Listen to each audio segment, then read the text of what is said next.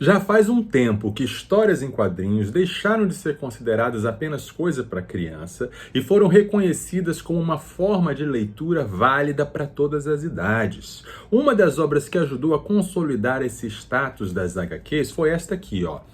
Reino do Amanhã, por Mark Waid e Alex Ross. Agora, essa obra aqui está no meio de uma polêmica que envolve hábitos de leitura, crise econômica, dificuldade de acesso à leitura e ganância capitalista. Quer entender o que está acontecendo e, de quebra, conhecer um dos maiores clássicos já escritos? Vem com a gente!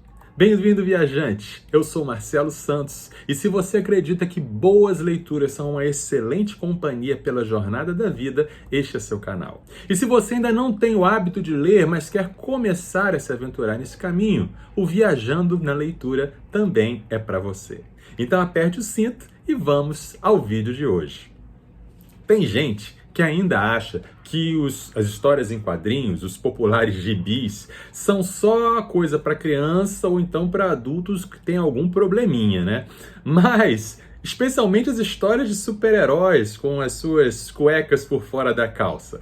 Mas nos anos 1980, isso começou a mudar, com obras, por exemplo, como esta aqui, ó, Batman, o Cavaleiro das Trevas, de Frank Miller e Lynn Varley, e também Watchmen, de Alan Moore e Dave Gibbons. Essas duas obras revolucionaram e são até hoje considerados os maiores clássicos, não só de quadrinhos, mas de leitura em geral, e são referenciadas, são estudadas. Se você quiser, se você tiver curiosidade para que eu faça um vídeo sobre uma dessas aqui, comente, coloque aí no seu comentário. Então essas são as duas maiores obras de histórias em quadrinhos no gênero super-herói. A terceira, na minha opinião, é essa aqui, tá? Reino do Amanhã, escrita em 1996 por Mark Waid e desenhada por Alex Ross, tá? É uma obra, eu vou abrir aqui para vocês verem, tá?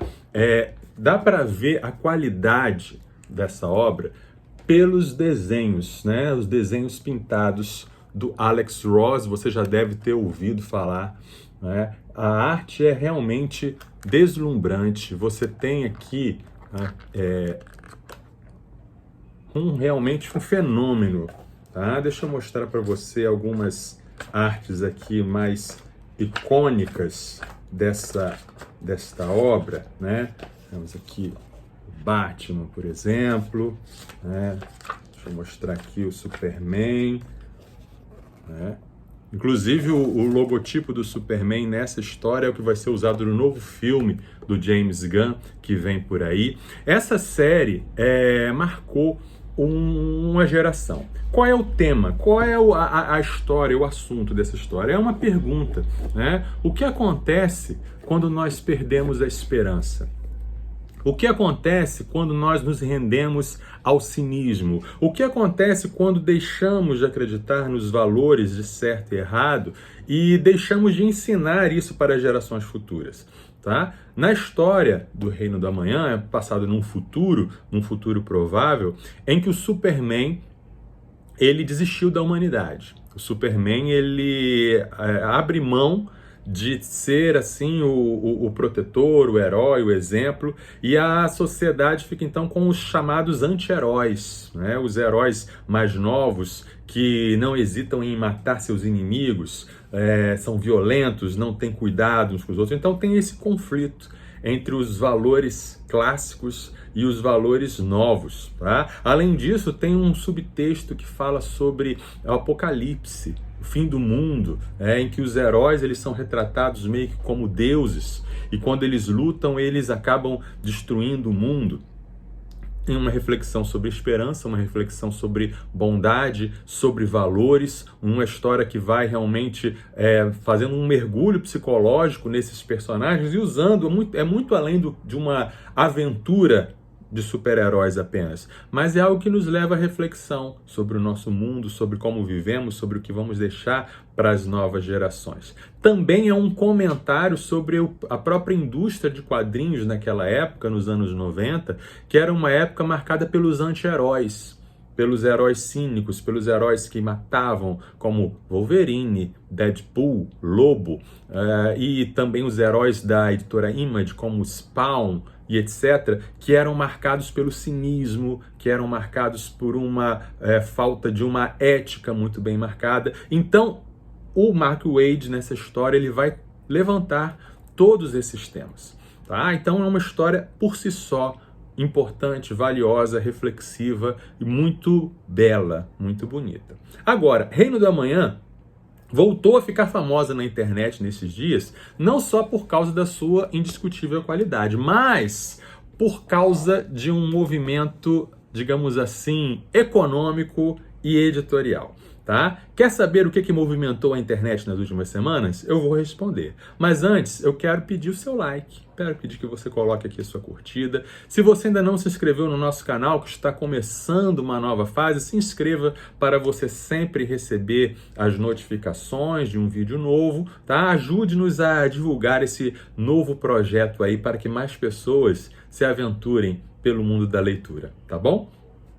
A polêmica envolvendo o Reino da Manhã vem de uma crise que os leitores e os colecionadores já enfrentam há alguns anos, que é o seguinte: o público consumidor de quadrinhos está encolhendo e não está se renovando.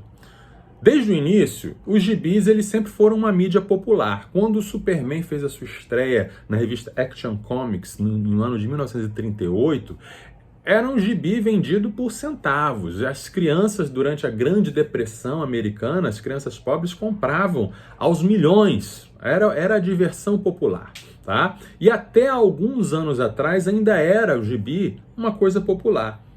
É verdade que é um mito essa história de que se comprava gibi com troco de pão na década de 80. Não era assim. Você tinha que juntar alguns trocos de pão. Você tinha que fazer uma economia aí com a sua mesada para você comprar um gibi. Não era exatamente centavos, era algo mais. Mas, de fato, eles eram mais baratos. Só que o público hoje, que consome gibis, que compra histórias em quadrinhos, é 1/10 do que era 30 anos atrás. 1/10, gente. Tá? As pessoas hoje em dia não leem mais, né? Isso em todas as áreas, não só quadrinhos, mas livros em geral. As pessoas preferem jogar joguinhos, mexer nas redes sociais. As bancas de jornal, não sei se você reparou na sua cidade, as bancas de jornal estão fechando ou não vendem mais jornais e revistas. Vendem bala, cigarro e etc. E as que tem, porque a maioria fechou. Como as editoras, então, elas estão respondendo a essa diminuição, esse encolhimento do público? Eles estão investindo na que a gente chama de gourmetização. É o luxo das histórias. Não sei se você reparou, mas essa edição que eu tenho aqui do Reino da Manhã é uma edição mega luxuosa. É a chamada edição absoluta, uma edição formada para colecionadores. Eu namorei durante muito tempo essa edição aqui, porque o preço é obsceno, né? Então eu só comprei quando eu vi que tinha um desconto de mais de 50%, e ainda assim estava muito caro. Tá? Agora, o que acontece? Vende-se menos, vende-se cada vez menos. Um público reduzido. A editora faz tiragens pequenas das suas obras, com isso encarece a obra. Para justificar o preço caro da obra, eles apresentam um produto luxuoso, com acabamento fino, edição de colecionador, tamanho maior, capa dura, etc., para justificar o preço. Aí, os colecionadores vão se acostumando com esse luxo. E às vezes, quando um produto é lançado com um diferencial para baratear, eles não querem o produto mais caro. Com isso, as crianças não compram mais. Né? Nós, velhos colecionadores, vamos morrer. E o mercado, como vai ficar? Vai acabar. Né? Qual é a criança que vai comprar?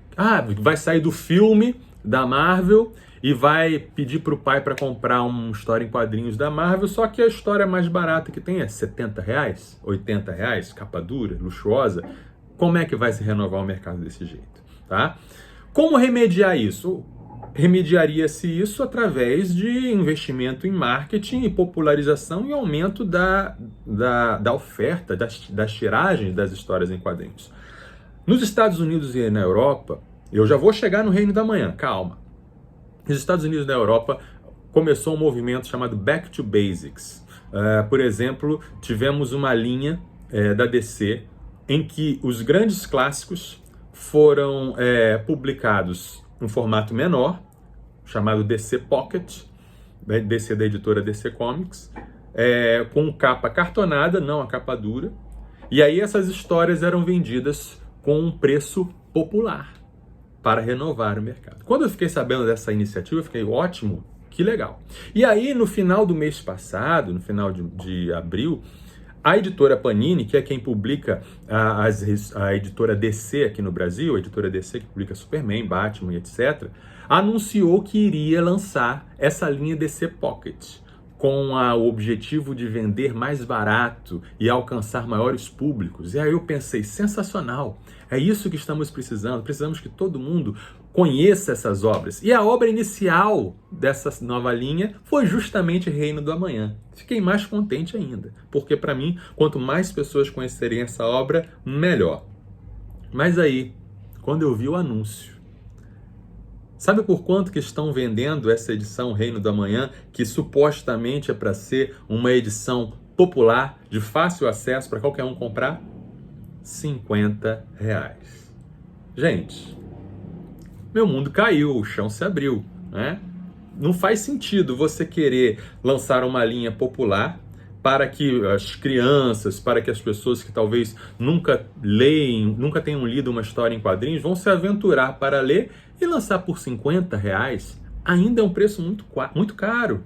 Uma edição dessa, porque ela é menor, ela é um formato menor, ela tem um papel, não é um papel luxuoso, capa cartonada, mas por R$50 não faz sentido. E aí essa é a polêmica que está envolvida na chamada gibisfera, né? Alguns defendendo e alguns acusando. Alguns dizendo, não, mas esse é o preço dos gibis. Sim, esse é o preço médio, né?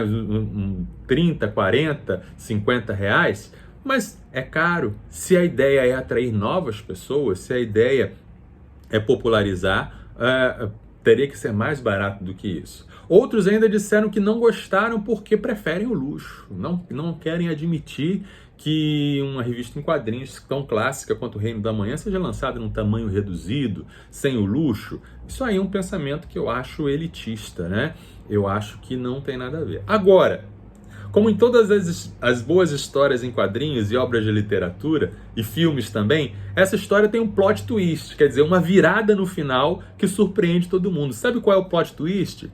É que essa edição, Reino do Amanhã, por R$50 da DC Pocket, se tornou um dos itens mais pedidos da Amazon. Ou seja, deu certo. De alguma forma deu certo.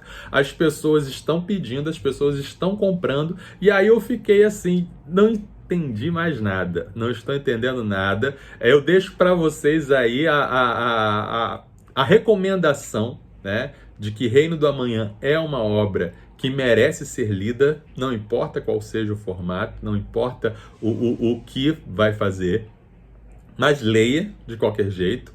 Agora, o que vocês acham? Né? O que você acha dessa polêmica? Você compraria um livro de bolso por R$50? Ou você prefere pagar por uma edição mais luxuosa? Você acha que vai vingar? Você acha que esse impulso dessas primeiras pessoas que já encomendaram esse livro vai se sustentar? Tá? Deixe seu comentário, eu quero discutir mais, conversar isso mais com você. E eu vou deixar aqui no link da descrição o link da Amazon, tanto da edição de luxo, vai que você realmente, de repente, ganhou uma herança ou já economizou um dinheiro e você ficou interessado em adquirir a edição absoluta, né? Só não venha reclamar comigo do preço quando entrar no link, tá? Ou, se você quiser, eu vou também deixar o link para a pré-venda do Reino da Manhã da linha DC Pocket. É pré-venda. A previsão de lançamento é em julho, mas as pessoas já podem deixar encomendado no link da Amazon. Se você entrar no link da Amazon, você ajuda o nosso canal, tá certo? Então, gente, é isso. Essas são as reflexões sobre a polêmica do Reino da Manhã. Ficamos por aqui e lembre-se, boas leituras te fazem viajar.